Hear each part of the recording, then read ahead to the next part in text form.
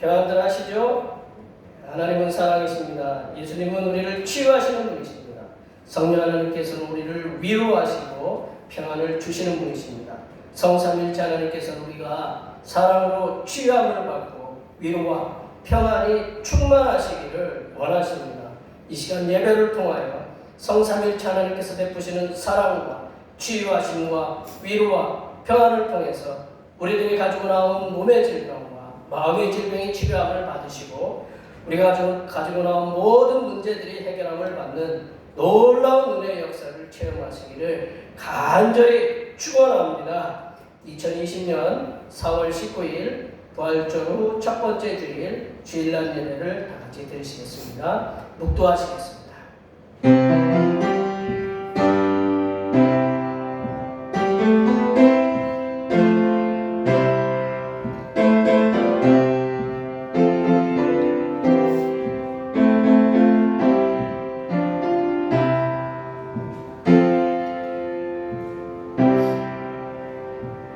하나님이여 나를 지켜주소서. 내가 주께 피하나이다. 내가 여호와께 아뢰되 주는 나의 주님이시오니 주 밖에는 나의 복이 없다 하였나이다. 주께서 생명의 길을 내게 보이시리니 주의 앞에는 충만한 기쁨이 있고 주의 오른쪽에는 영원한 즐거움이 있나이다. 아멘. 죄인들이 회개하고 돌아오기를 기다리시는 하나님 아버지, 오늘도 성전의 문을 열고 탕자처럼 방황하던 자식들이 아버지의 집으로 돌아오게 하심을 감사드립니다. 참여하는 마음으로 아버지 앞에 엎드려 싸우니 용납하시고 저희의 죄와 허물을 사하여 주시옵소서. 오늘 거룩하고 복된 날 하나님 아버지께 예배하면서 하늘의 평화를 맛보고 돌아가게 하옵소서. 사망 권세를 깨뜨리시고 부활하신 거룩하신 예수님의 이름으로 기원하옵나이다. 아멘. 다 같이 일어나셔서 지난 한 주간 동안 우리들이 알게 모르게 지었던 우리의 모든 죄를 반주에 맞춰서 침묵으로 고백하는 고백의 기도를 드리시겠습니다. 기도하시겠습니다.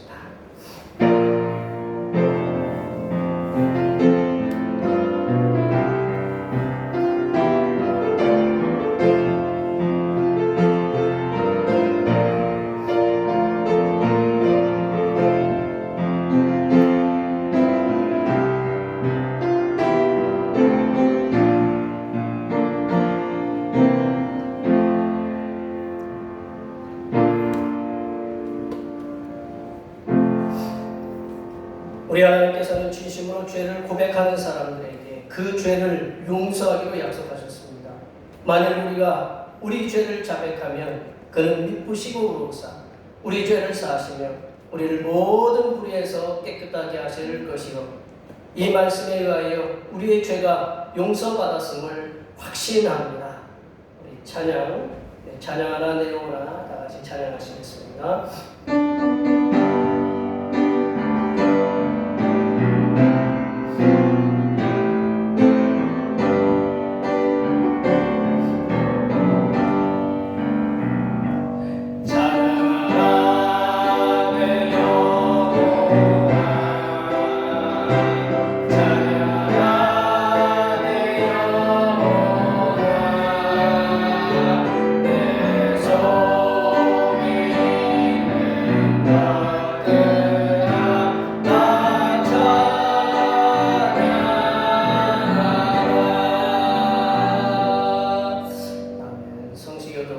교동문 134번 부활절 두 번째입니다. 성시교독은 교동문 134번 부활절 두 번째입니다. 내가 받은 것을 먼저 너희에게 전하였노니 이는 성경대로 그리스도께서 우리 죄를 위하여 죽으시고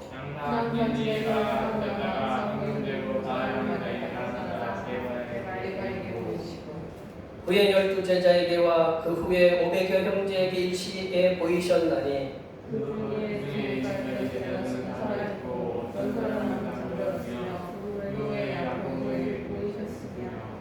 그 후에 모든 사도에게와 맨 나중에 만삭되지 못하여 난 자와 같은 내게도 보이셨느니라.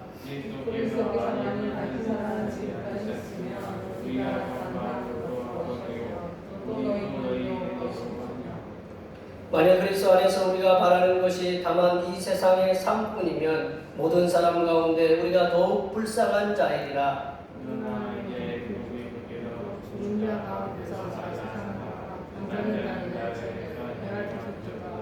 아멘. 사도신경으로 우리의 신앙을 하나님 앞에 고백하겠습니다.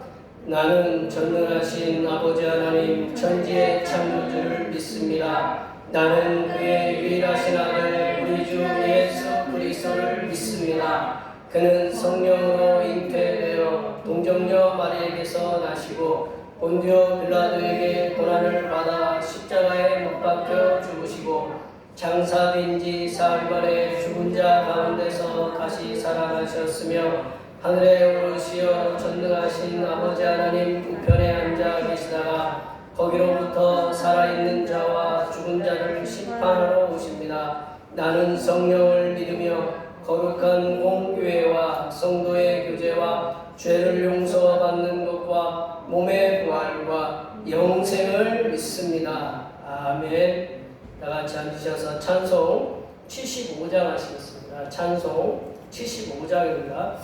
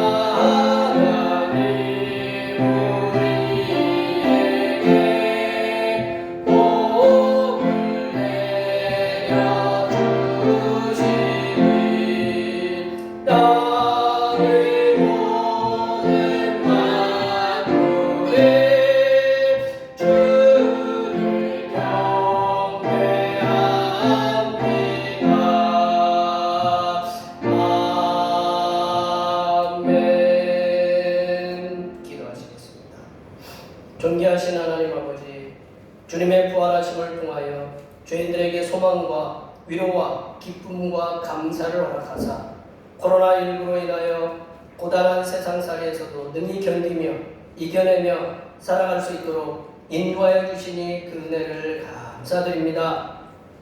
하지만 이 땅에 살아가는 모든 사람들은 보이지 않는 코로나19의 실상을 믿고 두려워하면서도 정작 우주 만물을 창조하시고 섭리하시며 인생들을 위하여 아름답게 창조물을 보호하시는 전능하신 창조주 하나님을 믿지도 못하고 두려워하지도 않음을 보니 이들도 하루속히 주님의 부활하심의 능력을 힘입어 믿음을 가지고 성삼위일체 하나님을 섬기는 하나님의 백성들이 될 수 있도록 인도하여 주시옵소서.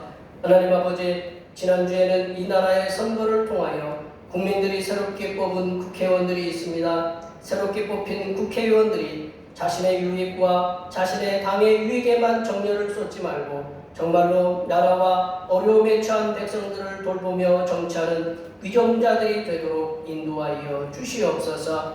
하나님 아버지 대평교회를 기억하여 주시옵소서. 먼저 부활의 주님을 만나서 제자들이 되었사오니 이제는 부활의 증인으로서의 삶을 부지런히 살게 하시고 주님께서 맡겨주신 사명을 충성되이 감당하게 하옵소서. 이렇게 부활의 주님을 증언하며 살아가는 주님의 제자들에게 지혜와 용기도 부어주시고 건강과 물질의 복도 함께 충만하게 부어 주시옵소서. 하나님 아버지, 이 시간 하늘로부터 내려주시는 생명의 양식인 하나님의 말씀을 듣고자 합니다. 이 말씀을 들을 때 우리 마음의 근심과 걱정과 염려는 떠나가게 하시고 오로지 평안과 기쁨과 안식이 충만하게 있게 하여 주시옵소서. 섬기기 위해 이 땅에 오신 우리 주 그리스도 예수님의 이름으로 기도하며 이제는 주님께서 가르쳐주신 기도로 기도하오니 하늘에 계신 우리 아버지, 아버지의 이름을 거룩하게 하시며 아버지의 나라가 오게 하시며 아버지의 뜻이 하늘에서와 같이 땅에서도 이루어지게 하소서. 오늘 우리에게 일용할 양식을 주시고 우리가 우리에게 잘못한 사람을 용서하여 준 것 같이 우리 죄를 용서하여 주시고 우리를 시험에 빠지지 않게 하시고 악에서 구하소서. 나라와 권능과 영광이 영원히 아버지의 것입니다. 아멘.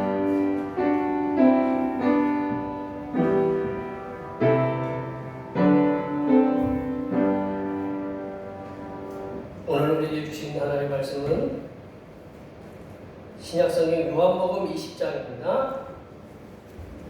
요한복음 20장 19절에서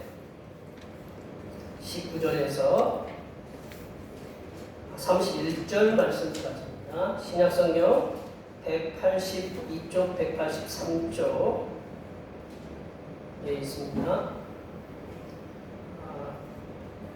부활절 후 첫 번째 주일에 주시는 하나님 말씀은 신약성경 요한복음 20장 19절에서 31절 말씀입니다. 신약성경 183쪽이나 182쪽입니다. 한 절씩 교독하시겠습니다. 이날 곧 안식 후 첫날 저녁 때에 제자들이 유대인들을 두려워하여 모인 곳의 문을 닫았더니 예수께서 오사 가운데 서서 이르시되 너희에게 평강이 있을지어다. 이 말씀을 하시고 손과 옆을 들고 있으니 이는 예수님으로 기도하였더라. 예수께서 또 이르시되 너희에게 평강이 있을지어다. 아버지께서 나를 보내신 것 같이 나도 너희를 보내노라. 이 말씀을 하시고 그들을 향하사 그곳에 계시며 이르시되 평강하라.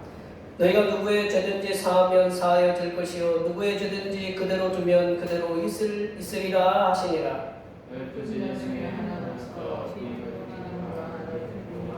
예수께서 오셨을 때 함께 있지 아니하였으나 다른 제자들이 그에게 이르되 우리가 주를 보았노라 하니 도마가 이르되 내가 그의 손에 못자국을 보며 내 손가락을 그 못자국에 넣으며 내 손을 그 옆구리에 넣어 보지 않고는 믿지 아니하겠노라 하니라. 열흘을 지나서 제자들이 다시 집에 안에 있을 때 또한 함께 있고 오늘이 아침인데 예수께서 오사 가운데 서서 이르시되 너희에게 평강이 있을지어다 하시고 도마에게 이르시되 내 손가락을 이리 내밀어 내 손을 보고 내 손을 내밀어 내 옆구리에 넣어보라. 그리하여 믿음 없는 자가 되지 말고 믿는 자가 되라. 도마가 대답하여 이르되 나의 주님이시요 나의 하나님이십니다. 예수께서 이르시되 너는 나를 본고로 믿느냐? 보지 못하고 믿는 자들은 복되도다 하시니라. 예수께서 제자들 앞에서 이 책에 기록되지 아니한 다른 표적도 많이 행하셨으나 함께 보십니다. 오직 이것을 기록하면 너희로 예수께서 하나님의 아들 그리스도이심을 믿게 하려 하며 또 너희로 믿고 그 이름을 힘입어 생명을 얻게 하려 함이니라. 아멘. 오늘은 부활절 후 첫 번째 주일입니다. 부활의 첫 열매가 되셔서 제자들에게 부활의 증인의 사명을 부여하시는 성자 예수님께 감사하시기 바랍니다. 오늘 찬양 예배는 쉽니다. 우리가 늘 매주 광고를 하지만 코로나19 바이러스 확산 방지를 위해서 국가와 총회 정책에 성도님들의 적극적인 협조를 부탁드립니다. 마스크 착용, 그리고 손 세척, 그리고 기침 예절, 거리두기 등 여러 가지들을 지켜주시면 감사하겠습니다. 중보기도 주님의 고난과 부활을 증언하는 제자의 전도자의 삶을 살게 해달라고 위해서 기도해 주시고 다음 주에는 제특회가 있습니다. 나머지 소식은 교회 주보를 참조해 주시면 감사하겠습니다. 이 시간 우리가 성도의 교제를 갖도록 하겠습니다. 축복합니다. 많이 많이 축복해 주시기 바랍니다.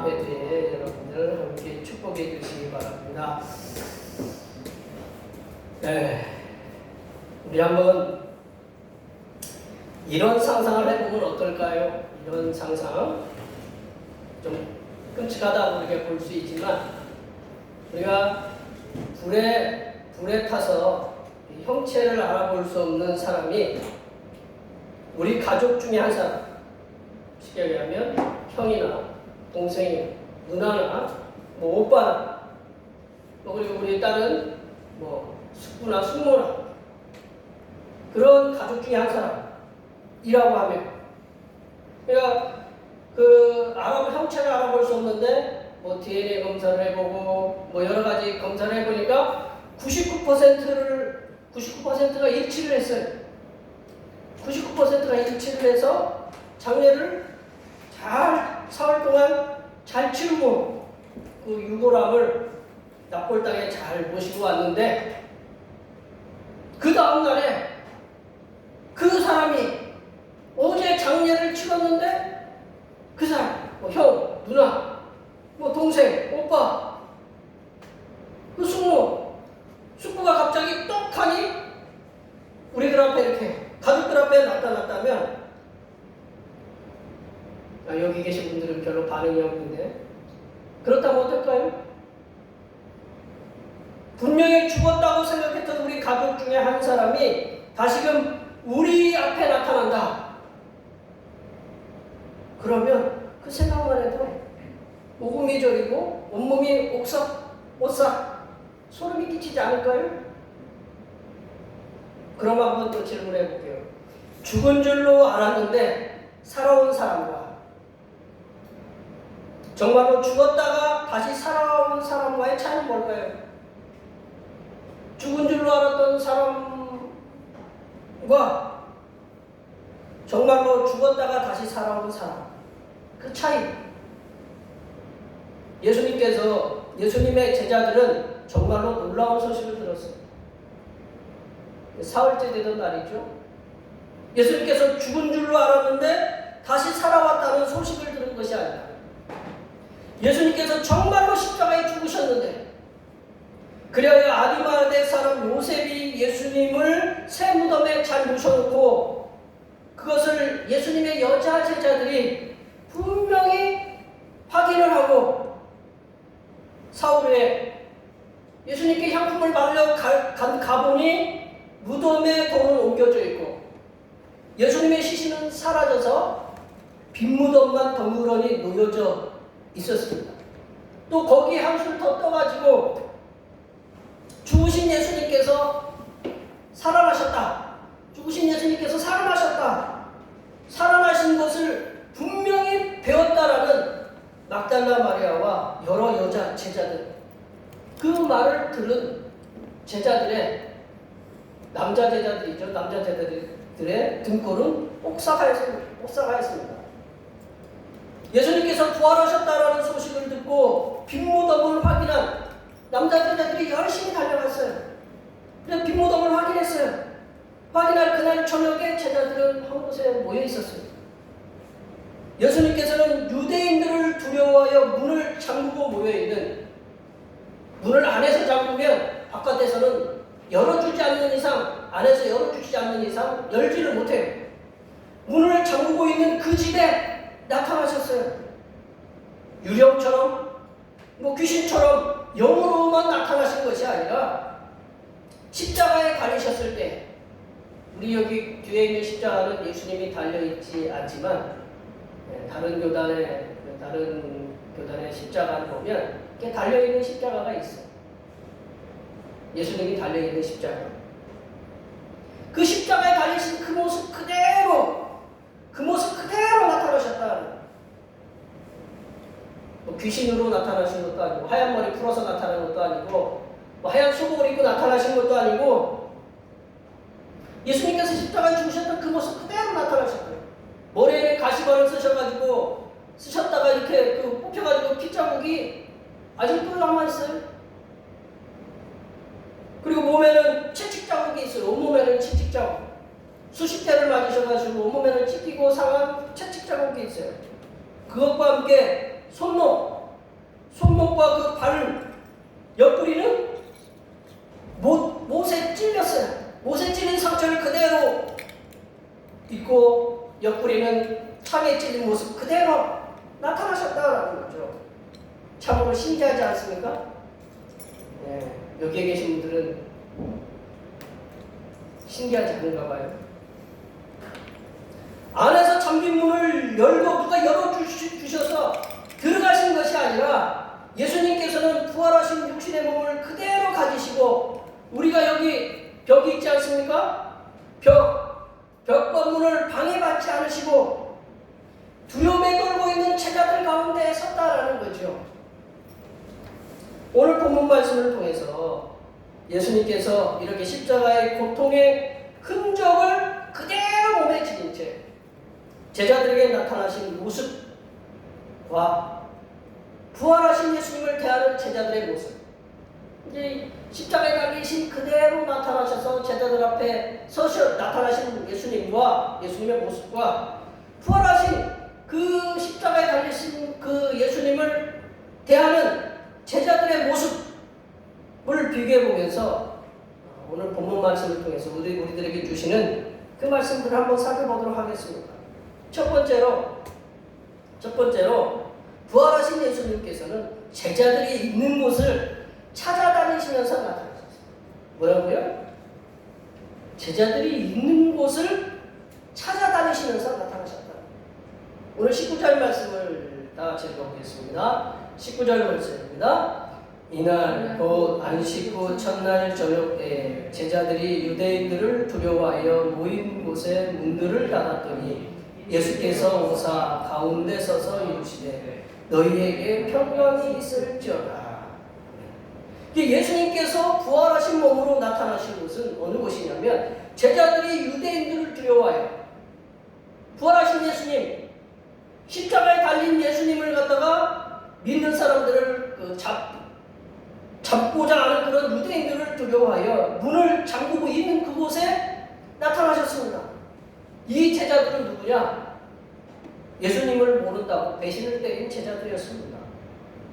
예수님 당신 자신을 배신한 제자들이 뭐가 이쁘다고, 무슨 생각을 하시면서 나타나셨을까요?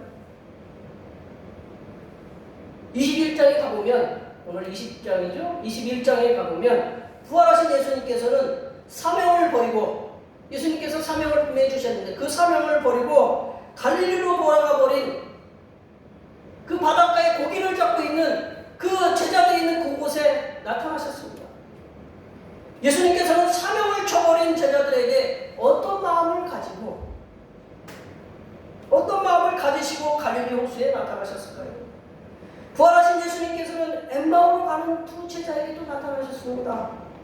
예수님 당신의 뜻도 제대로 이해하지 못하는 제자들에게 왜 나타나셨을까요? 부활하신 예수님께서 제자들에게 나타나신 이유, 당신을 배신하고 또 사명을 버리고 당신의 뜻도 모르고 엠마오로 가는 그런 제자들에게 왜 예수님께서 나타나셨을까요? 그 이유는 평강을 주시기 위함이다. 샬롬, 에이레네를 주시기 위함이었습니다. 너희에게 평강이 있을지어다.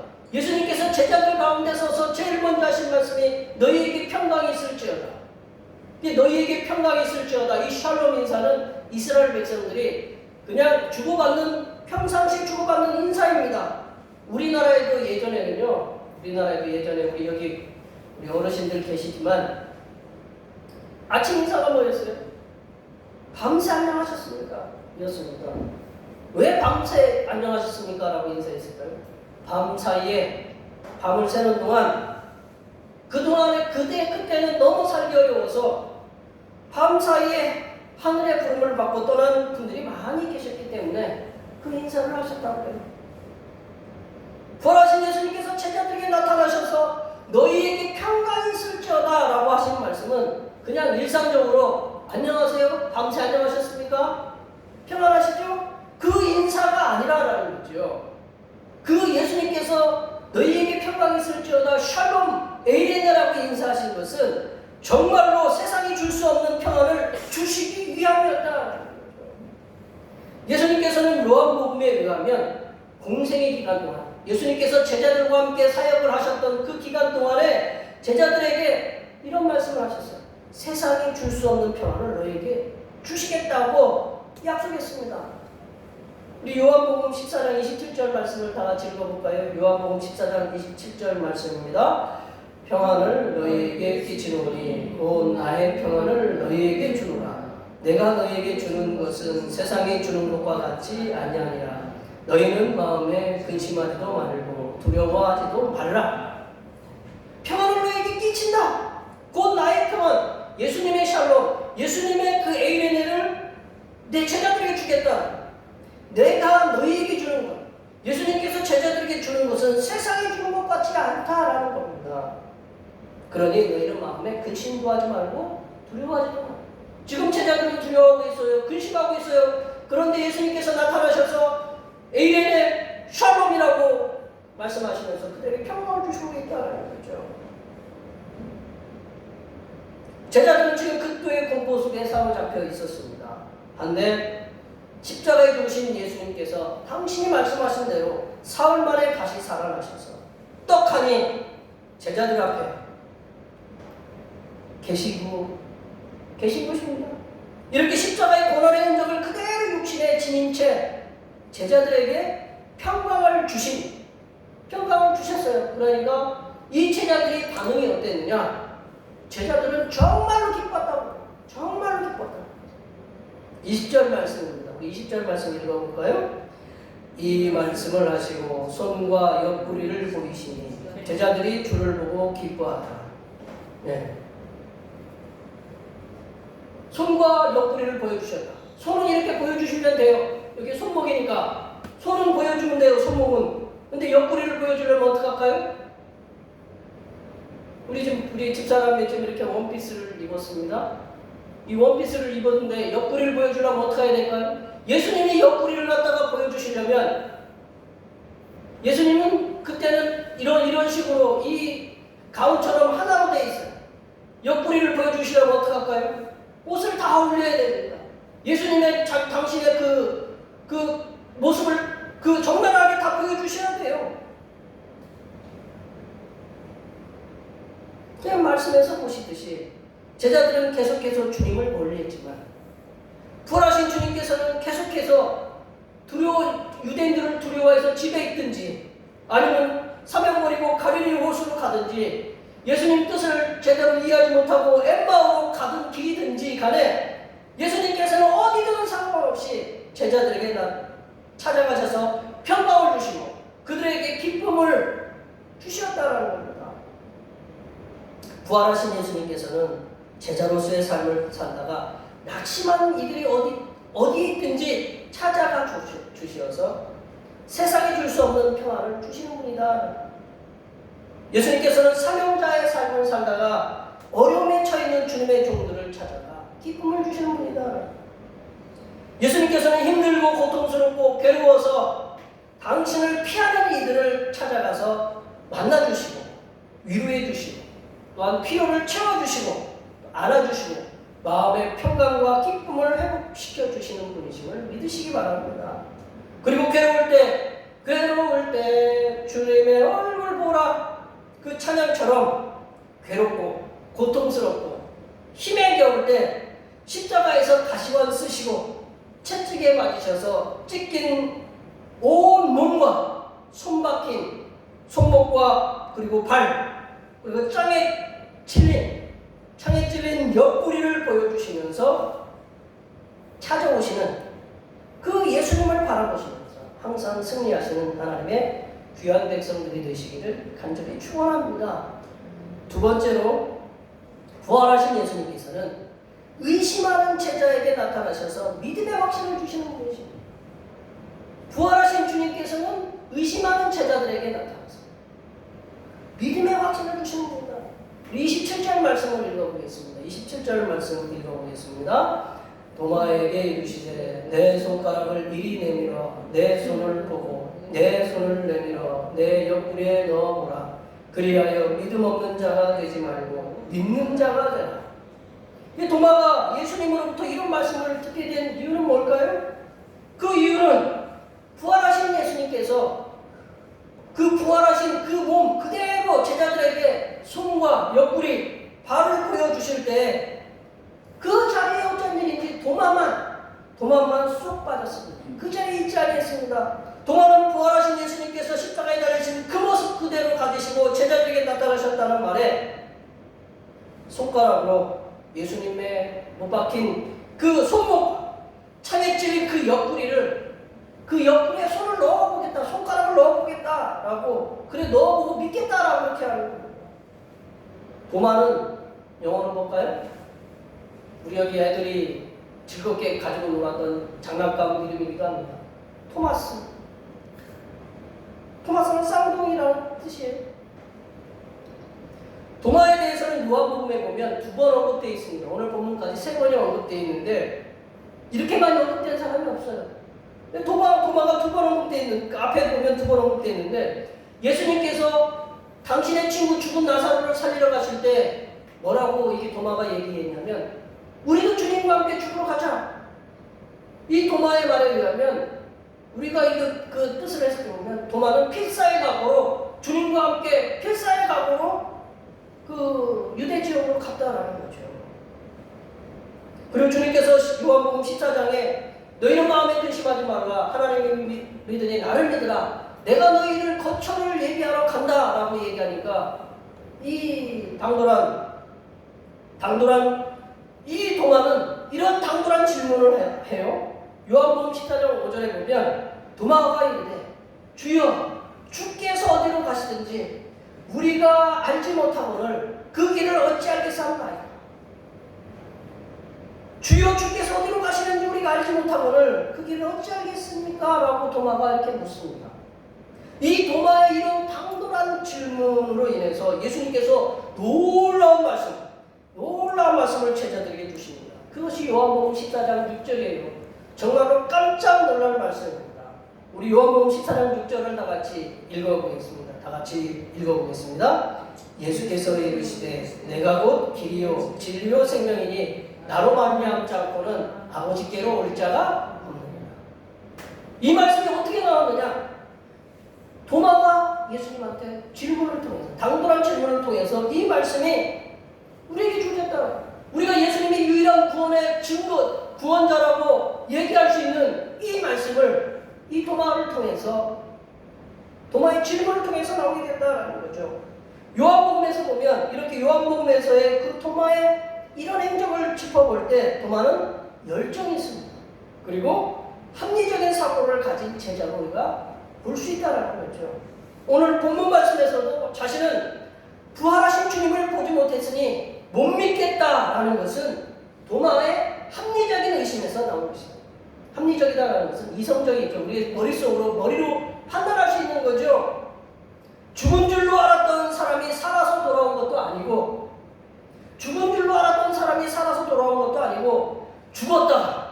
분명히 무덤에 묻혔는데, 무덤에 묻혀서 사흘이나 지나서 시체 썩는 냄새가 날 때가 되었는데, 어떻게 그런 육신을 입은 채로 예수님께서 다시 살아나셔서 나타나셨는가?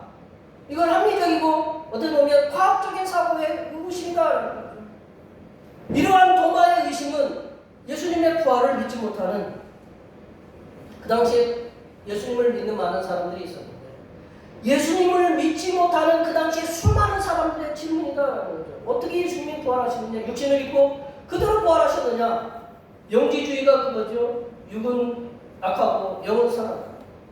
육은 절대로 부활할 수 없다. 다시 살 수 없다라는 거죠. 그런 그 철학적인 사고가 그렇게 팽배하고 육신을 그대로 다시금 살아날 수 있다는 걸 믿지 못하는 그들에게 많은 그 대표에서 이 도마가 질문한 겁니다. 또한 이 도마의 질문은 주님께서 육신을 입고 부활했음을 우리가 믿고 축하하는 부활절 감사 예배를 드리는, 지금도 오늘 우리가 드리는 이 예배 속에 우리들 가운데서도 어떻게 보면 예수님이 어떻게 육신을 입고 부활하셨을까 하는 그런 의구심에 하는 질문들의 대표자로 이 도마가 질문하고 있다는 거죠. 예수님의 육신의 부활에 합리적인 의심을 하는 도마와 그리고 지금 주님의 부활을 의심하는 믿음의 백성들에게 도마가 그 당시 의심했던구나. 그 예수님 도마 당시에 그리고 예수님을 믿었던 많은 사람들이 예수님이 어떻게 부활할 수 있느냐, 육신을 입고 부활할 수 있느냐, 그런 의심을 하고 합리적인 의심을 하고 있고, 또한 지금도 과학이 발달하고 또한 사고가 굉장히 발달했는데 어떻게 이게 예수님께서 그 육신을 입고 그대로 죽으신 분이 그대로 부활할 수 있느냐, 그런 의심하는 사람들이 많다고. 그러면 예수님은 그렇게 의심하는 제자들, 그리고 의심하는 지금의 많은 백성들에게 나타나셔서 어떻게 대할까요? 어떻게 말씀하실까요? 예수님이 나타나시고 너 그렇게 믿음 없냐? 라고 꾸짖으실까요? 오늘 본문에서 예수님께서 당신의 부활을 합리적으로 의심하는, 이성적으로 그리고 과학적인 사고를 의심하는 그 도마에게 나타나셔서 어떻게 대하셨을까요? 부활하신 예수님께서는 의심하는 도마를 꾸짖으시기보다는 이렇게 말씀하셨어요. 내 손가락을 이리 내밀어 내 손을 보고 내 손을 내밀어 내 옆구리에 넣어보라 라고 주님께서는 말씀하고 계십니다. 제 짐작에는 이 상황, 아마 예수님과 도마가 이렇게 마주보고 섰을 거예요. 제 짐작에는 이 상황에서 예수님께서는 합리적인 의심을 하고 있는 도마의 손가락을 딱 잡으셔서 손을 딱 잡아가지고 손가락 펴라! 그래서 손목에다가 예수님 그 손목에다가 넣어보게 하셨을 거고, 또한 예수님께서 흘러간 옷을 벗으시고 옆구리에 손가락을 넣어보게 하셨을 거라고 저는 이렇게 짐작합니다. 그거를 가능하게 하는 우리 이런 그 도마가 직접 예수님의 손가락에 넣어보고 예수님 손가락을 넣어보고 예수님의 옆구리에 그 손가락을 찔러 넣어보았다라는 것을 짐작하고 할 수 있게 하는 말씀이 있습니다. 바로 28절의 도마의 대답에서 짐작할 수 있다. 28절. 우리 28절 말씀을 다 같이 읽어볼까요? 28절입니다. 도마가 대답하여 이르되 나의 주님이시요 나의 하나님이시니라. 예수님께서 나의 주님이시요 나의 큐리오스로 나의 데우스로 하나님이시다라는 거죠. 나의 주님이시다. 이 고백, 도마의 이 고백은 예수님에 대한 최고의 고백이다라는 거죠. 최고의 하나님과 동일하게 성부 하나님, 창조주 하나님과 동일한 하나님이심을 고백하는 거예요. 그 당시에 가이사가 황제가 다이사가 주님이 아니고 오로지 부활하신, 죽었다가 사흘 만에 육신을 그대로 입고 부활하신 그 예수님께서 나의 주님, 나의 하나님이라 고백하고 있습니다. 이 고백은 그 당시에 예수님을 믿었던 부활을 의심하면서 믿었던 많은 사람들에게 대한 그 확실한 믿음을 심어준 말씀이다. 도마의 이 고백은 예수님에 대한 최고의 고백일 뿐만 아니라 합리적인 의심에 가득했던 도마의 이 고백으로 말미암아 그 당시에 예수님을 예수님께서 육신으로 부활하셨다는 것을 믿지 못하는 수많은 백성들에게 지금의 우리들에게 확신을 주시는 그런 말씀입니다. 십자가에서 죽으셨다가 사흘 만에 부활하신 예수님을 구세주로 고백하는 제자된 우리들도 때로는 어떻게 사람이 죽었다가 사흘 만에 다시 살아날 수 있는가에 대한 합리적인 의심이 스멀스멀 밀려올 때가 있다. 언제냐? 신앙생활 잘할 때는 그렇지 않아요. 몸이 힘들어요. 문제가 풀리지 않아요. 마음이 괴로워요. 기도하는 일은 응답이 되지 않고 계획했던 일, 계획했던 프로젝트, 사업들은 제대로 진행되지 않아요. 그리고 우리 자신들을 괴롭히는 사람들은 자꾸 주변에 늘어만 갈 때 부활하신 주님이 점점 우리에게서 멀어져 가버리는 그런 경우가 있다. 그럴 때 육신을 입고 부활하신 주님께서는 우리 말씀을 보세요. 말씀을 보시면 육신을 입고 부활하신 주님께서는 말씀을 통해서 우리에게 나타나셔서 당신의 그 옷을 훌러덩 벗어 던지시면서 손목과 옆구리를 보여주시면서 그리고 채찍에 맞으신 온몸을 보여주시면서 네 손으로 만져보고 네 손으로 넣어보고 확실한 믿음을 통해서 더 큰 믿음의 사람이 되라고 말씀하고 계십니다. 말씀을 정리합니다. 부활하신 예수님께서는 두려움 속에 숨어있고 사명을 하고 갈릴리로 도망간 제자들에게 엠마오로 따라가는 제자들에게 나타나셔서 평안을 주셨습니다. 그리고 그들에게 기쁨을 나누어 주셨습니다. 부활하신 주님께서는 합리적으로 의심을 하는 도마에게 나타나셔서 더 큰 믿음의 소유자가 되게 하셨습니다. 여기에 모여 예배하신 모든 주님의 백성 여러분, 부활하신 주님을 믿다가 낙심할 때가 있습니다. 언제나 늘 충만한 믿음이 될 수 없다는 거죠. 그럴 때 말씀 속에서 우리에게 나타나셔서 말씀하시는 그 부활의 주님을 만나시기 바랍니다. 그리하면 주님께서는 우리에게 찾아오셔서 우리에게 나타나셔서 평강을 주시고 기쁨을 주시고 우리 믿음이 없는 우리들에게 낙심한 우리들에게 더 큰 믿음의 소유자, 더 큰 평안을, 더 큰 위로를 주시는 분이십니다. 오늘 예배하시는 모든 성도님들께서 부활하신 주님께서 주시는 평강과 기쁨과 더 큰 믿음을 통해서 부활의 증인으로서의 삶을 살아가시기를 간절히 축원합니다. 기도하시겠습니다. 하나님 아버지, 부활하신 주님께서 낙심하고 믿음이 없는 제자들에게 찾아가 주시어서 평강을 주시고 더 큰 믿음을 주셨듯이 우리들에게도 세상의 그 어떤 것과도 바꿀 수 없는 평강과 기쁨과 더 큰 믿음들을 부어 주시어서 부활의 증인으로서의 삶을 살 수 있도록 도와 주시옵소서. 걸어가신 예수님의 이름으로 기도하옵나이다. 아멘. 오늘 우리 주신 말씀 생각하시면서 찬송 162장 하시겠습니다. 찬송하시면서 준비하신 예물을 하나님 앞에 드리시겠습니다.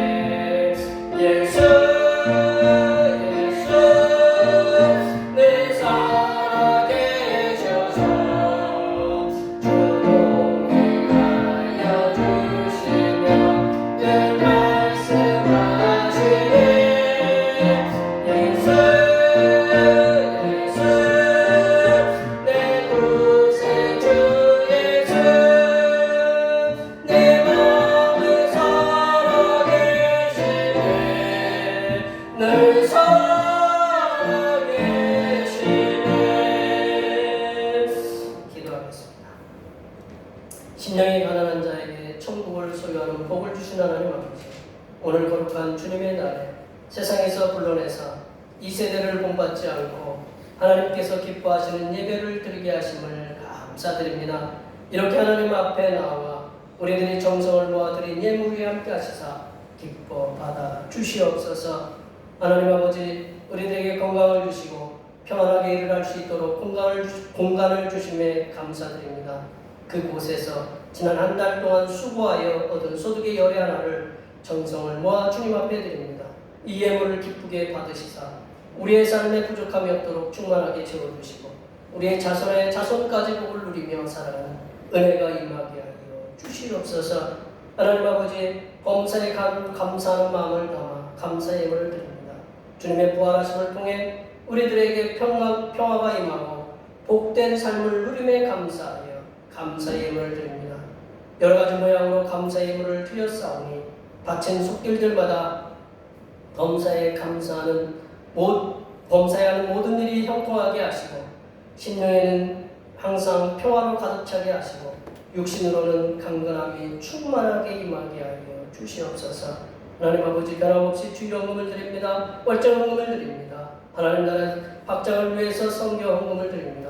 이 모든 예물이 주님께서 주시는 놀라운 은혜가 충만하게 임하는 귀한 예물이 되도록 인도하여 주시옵소서. 하나님 아버지, 주님의 몸된 교회를 위하여 헌신하고 봉사하는 손길들의 수고를 기억하사 하늘로부터 내려주신 은혜가 그들에게 충만하게 임하도록 도와주시옵소서.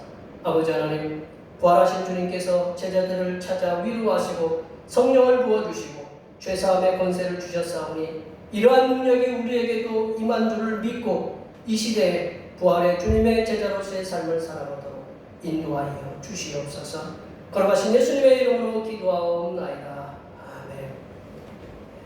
다 같이 일어나셔서 사명선언문 제청하시겠습니다. 대표교회 사명선언문. 대표교회 사명은 하나님께서 우리와 함께 하시는 절대 믿음과 우리 가족을 사랑으로 구원하여 주심과 교회를 부흥시켜 주심을 비전 삼아 지역과 나라와 세계의 소금과 빛의 사명을 감당하는 것입니다. 믿음으로 하나님을 기쁘시게. 아멘. 네, 말씀 구호 제청하겠습니다. 말씀으로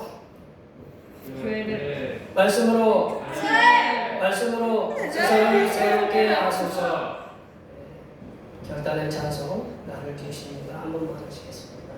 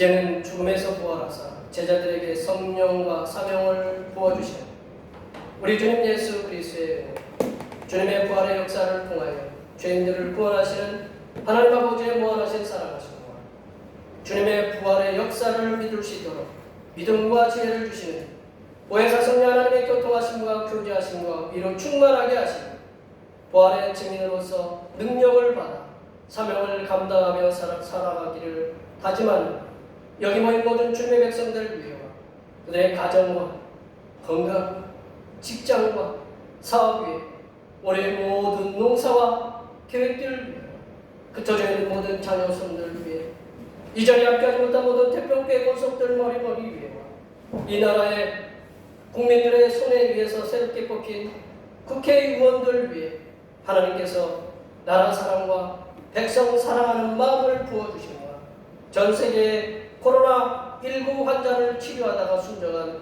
수많은 의료진들 위해 하나님의 위로하여 주시니 이제로부터 영원토록 함께하옵시기를 간절히 축원하옵나이다.